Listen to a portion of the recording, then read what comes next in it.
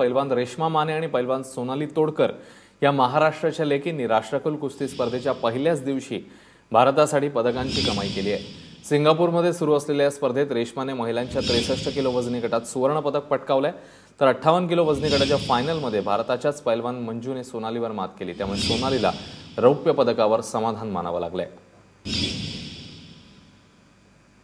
जानवी मुळे आपल्या सोबत आहेत आपल्या प्रतिनिधी। जानवी, काय अपडेट्स या संदर्भात? अश्विन, रेश्मा माने जी महाराष्ट्राची उगवती एक तारका आहे कुस्तीची म्हटलं तर वावगं ठरणार नाही। याआधी ज्युनियर स्तरावरती तिनं अनेक स्पर्धा जिंकलेल्या होत्या, पण सिनियर स्तरावरही राष्ट्रकुल कुस्ती स्पर्धेमध्ये तिनं आता सुवर्ण पदक पटकावलेलं आहे। तिनं आधी सिंगापूरच्या चेअरमॅनी हुगेटिवानाला हरवलं आणि मग फायनलमध्ये भारताच्या गार्गी यादवला हरवलं। ती रेश्मा ही कोल्हापूरच्या राष्ट्रकुल कुस्ती संकुलामध्ये राम सारंग यांच्या मार्गदर्शनाखाली सराव करते आणि रेश्माच्या सोबतच सोनाली तोडकर ही महाराष्ट्राची आणखी एक महिला पैलवान भारतीय संघाचा हिस्सा होती। तिनंही रौप्य पदकाची कमाई केलेली आहे। फायनलमध्ये तिला पराभव स्वीकारावा लागला असला तरी तिनं रौप्य पदक निश्चितच मिळवलेलं आहे।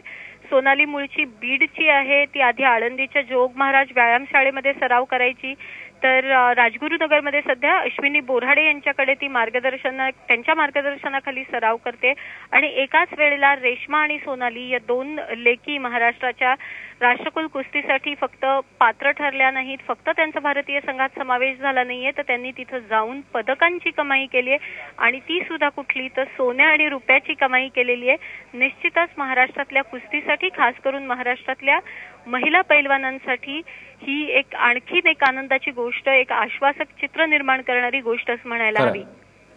जानवी, धन्यवाद या माहितीबद्दल।